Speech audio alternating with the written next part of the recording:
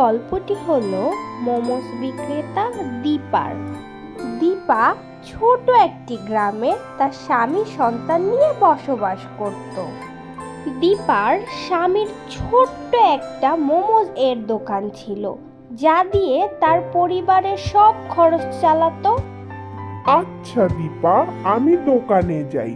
মনে হচ্ছে দোকানে কাস্টমারের ভিড় লেগে গিয়েছে। আজকে আমার অনেক দেরি হয়ে গেল দীপা। আচ্ছা ঠিক আছে, তুমি তাড়াতাড়ি দোকানে যাও, না হলে আবার দেরি হয়ে যাবে। এরপর রহমত দোকানে যায় এবং দোকানে গিয়ে দেখে কাস্টমারের ভিড় লেগে গিয়েছে। পুরো গ্রামের মধ্যে রহমানের মোমোস বিখ্যাত ছিল। এর জন্য দূর দূর থেকে মানুষ মোমোস খেতে আসতো। মোমোর দোকান দিয়ে যা উপার্জন হতো তা দিয়ে তার পরিবার খুব ভালো মতোই চলতে পারত। রহমতের সারাদিনের উপার্জন তার স্ত্রী দীপার কাছে রাখতো আর বলতো, এই নাও দীপা, আজকে সারাদিনে এই টাকাগুলো আমি উপার্জন করেছি। তোমার কাছে রাখো, তোমার কাজে লাগবে। তা তো ঠিকই, কিন্তু এই মাসে অনেক চাপ আছে। মুন্নির পড়াশোনা খরচ, ওর ক্লাসে ভর্তি, নতুন বই এবং স্কুলের ড্রেস, অনেক কিছু কিনতে হবে।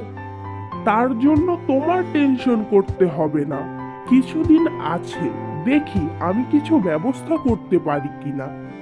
আচ্ছা ঠিক আছে, তাহলে তুমি বসো, আমি তোমার জন্য আর মুন্নির জন্য খাবার নিয়ে আসি। এরপর রহমান তাড়াতাড়ি নাস্তা করে এবং দোকানে চলে যায়। এই পর্যন্ত রহমত ও দীপার জীবন খুব ভালোভাবেই কাটছিল। রহমত ভালো টাকা রোজগার করেন। রহমতের মোমোসের দোকানে সব সময় কাস্টমারের ভিড় লেগেই থাকতো। কিন্তু রহমত এক অজানা রোগের কারণে মারা যান। দীপার পরিবারে স্বামী ছাড়া আর কেউ ছিল না যে সংসারে খরচ চালাতে পারবে। বাড়িতে উপার্জন করার লোক আর কেউ ছিল না, তাই দীপা অসহায় হয়ে পড়ে। হে আল্লাহ, তুমি এটা কি করলে? এখন আমি কি করব? তুমি আমার থেকে আমার স্বামীকে নিয়ে গেলে। আমি তো এত পড়াশোনাও করিনি যে আমি একটা ভালো চাকরি করতে পারবো। আমি আবার আমার বাচ্চার জীবন কিভাবে চালাবো? কোথায় যাব আমি? দীপা তার পরিবার চালানোর জন্য পাশের গ্রামে একটা বাসায় কাজ করতে শুরু করে। পরের দিন দীপা তার প্রতিবেশীর সাথে দেখা করে এবং প্রতিবেশী বলে, দীপা কেমন আছো? আমি ভাইয়ের সম্পর্কে শুনেছি, অনেক কষ্ট হচ্ছে। কি জানি আল্লাহ কেন ভালো মানুষের সাথেই এমন করে। আল্লাহ আমার ভাগ্যে এগুলোই লিখেছে। থাক, বাদ দাও। আমার জন্য যদি কোনো কাজ পাও তাহলে আমাকে অবশ্যই জানিও। আমি যে কোনো কাজ করার জন্য তৈরি আছি।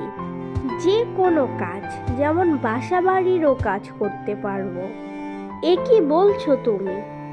এই কাজ করবে কেন তুমি? যদি তোমার কাজ করার প্রয়োজন হয় তাহলে তুমি তোমার স্বামীর মোমোজ এর দোকান আবার নতুন করে ওপেন করতে পারো। তুমি তো জানো কিভাবে মোমোজ বানাতে হয়, আর তুমি খুব ভালো করেই পারবে। আরে হ্যাঁ, এ কথা তো আমার মনেই ছিল না। আমি তো মোমোজ বানাতে পারি, আর এই কাজ করতে আমার কোনো কষ্টও হবে না। এরপর বিমলা সেখান থেকে চলে যায় আর দীপা বলতে থাকে, আমি কাল থেকেই মোমোজের দোকান ওপেন করব। আর দীপার স্বামীর মোমোসের দোকান খুলতে না খুলতেই সেখানে ভিড় লেগে যায়। আরে বোন, অনেক দিন পর অনেক সুস্বাদু মোমোস খেলাম। এরপর দীপার মোমো তার স্বামীর মতো বিখ্যাত হয়ে গেল এবং দীপা তার সংসার খুব সুন্দরভাবে চালাতে লাগলো। হ্যালো বন্ধুরা, সানজিদা কার্টুনস চ্যানেলে আপনাদের সবাইকে স্বাগতম। আমাদের গল্পগুলো যদি আপনাদের ভালো লেগে থাকে তাহলে আমাদের চ্যানেলটাকে সাবস্ক্রাইব করে পাশে থাকা বেল আইকনকে ক্লিক করে দেবেন। ধন্যবাদ।